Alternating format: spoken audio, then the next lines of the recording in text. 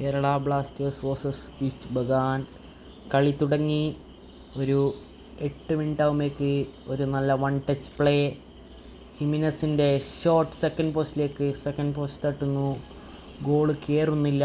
And പിന്നെ രാഹുലിനൊരു opportunity കിട്ടിയിരുന്നു ഫസ്റ്റ് ഹാഫിൽ. സന്ദീപിൻ്റെ ഒരു ഉഗ്രൻ ക്രോസ് 38-ാം മിനിറ്റിലാണ് അത് തോന്നുന്നു. ഒരു ഉഗ്രൻ ക്രോസ്. അത് കറക്റ്റ് രാഹുൽ നിന്ന സ്ഥലത്ത് കിട്ടിയിരുന്നെങ്കിലും അദ്ദേഹത്തിന് കറക്റ്റ് ഡയറക്ഷനിലേക്ക് കൊടുക്കാൻ പറ്റില്ല.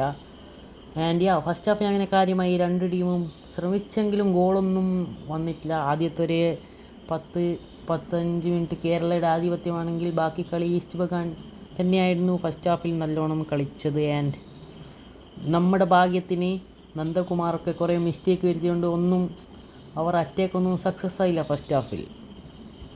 ആൻഡ് ഫസ്റ്റ് ഗോൾ വന്ന വഴി ഈസ്റ്റ് ബഗാൻ്റെ 58-ാം മിനിറ്റിൽ സന്ദീപിൻ്റെ ഒരു മിസ്. നന്ദകുമാരെടുത്ത് നേരെ ഡിമിക്ക് കൊടുക്കുന്നു. ഡിമി ബോളും കൊണ്ട് കുതിച്ച് പായുന്നു. ആൻഡ് ഒരു അൺസെൽഫിഷ് പാസ്. അത് കൃത്യമായി വിഷ്ണു PV വലയിലെത്തിക്കുന്നു. വിഷ്ണു PVക്ക് ഒരു ടാപ്പിൻ മാത്രമേ വേണ്ടി വന്നിട്ടുള്ളൂ. സച്ചിൻ സുരേഷിനൊന്നും ചെയ്യാൻ സാധിച്ചില്ല അവിടെ. സച്ചിൻ സുരേഷിനെ സംബന്ധിച്ച് ഇത് നല്ലൊരു ഗെയിം തന്നെയായിരുന്നു. സച്ചിൻ സുരേഷ് നല്ല സേവുകളൊക്കെ നടത്തി. നല്ലൊരു മാച്ച് തന്നെയായിരുന്നു സച്ചിൻ സുരേഷിനെ സംബന്ധിച്ച്. ആൻഡ് അത് കഴിഞ്ഞും ഈസ്റ്റ് ബഗാൻ്റെ ഒരു അറ്റാക്കൊക്കെ ഉണ്ടായിരുന്നു. ഡിമിയുടെ ഷോട്ട് അത് ടാർഗറ്റ് കണ്ടില്ല. ആൻഡ് അതൊക്കെ കഴിഞ്ഞിട്ടാണ് നോവ സദോയുടെ ഗോൾ. ഒരു ബ്രില്യൻ ഗോളായിരുന്നു നോവ സദോയ് അടിച്ചത്. നോവ റൈറ്റിൽ നിന്ന് ഇങ്ങനെ പന്തുമായി കുതിച്ചു വരുന്നു. മുമ്പിൽ റാക്കീപ്പുണ്ട്.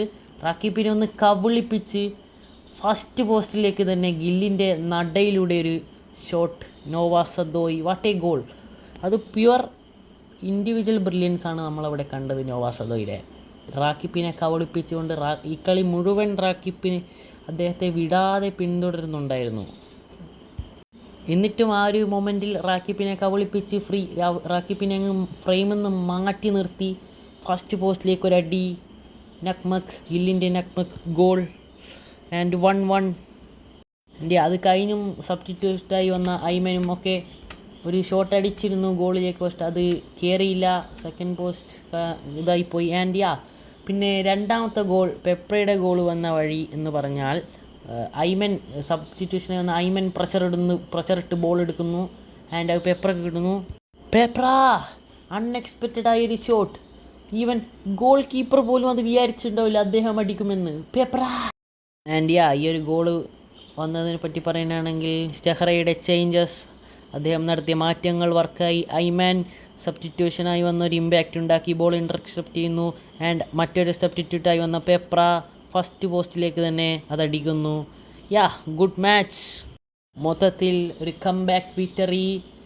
ആൻഡ് ഹോപ്പ് അടുത്ത മത്സരമാകുമ്പോഴേക്ക് നമ്മുടെ ഗോട്ട് ലുണ തിരിച്ചു വരും എന്ന് തന്നെയാണ് പ്രതീക്ഷിക്കുന്നത്. ലൂണ വന്നാൽ ഒന്നും കൂടി മിഡ്ഫീൽഡ് സെറ്റാകുമെന്ന് തന്നെയാണ് തോന്നുന്നത്. അദ്ദേഹത്തിൻ്റെ ക്രിയേറ്റിവിറ്റി ടീമിന് അനിവാര്യം തന്നെയാണ്. And next match against north east ഒരു എവേ മാച്ചാണ്. അത് നമുക്ക് ജയിക്കുമെന്ന് പ്രതീക്ഷിക്കാം. ആൻഡ് വീഡിയോ ഇഷ്ടപ്പെട്ടെങ്കിൽ ലൈക്ക്, ഷെയർ, സബ്സ്ക്രൈബ്.